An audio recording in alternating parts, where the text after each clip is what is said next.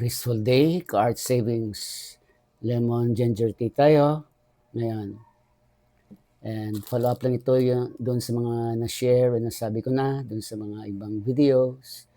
And yes, again, artist tayong lahat and maka-income tayo dyan, ano man yan, sa negosyo.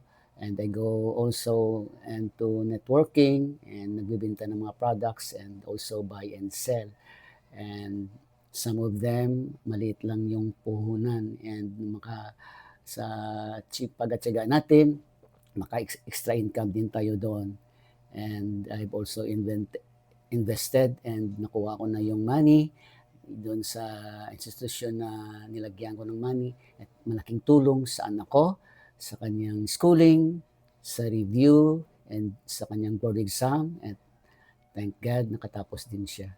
Yes, again, lahat tayo artist and ano man yan, pagkikitaan natin, gawin natin for our emergency funds and future funds. Alam ko, especially sa mga kapwa ko musician dyan, and makakaipon din tayo out ng ating mga gigs in lahat ng mga pinupuntahan natin. Again, thank you. God and grace be with you all.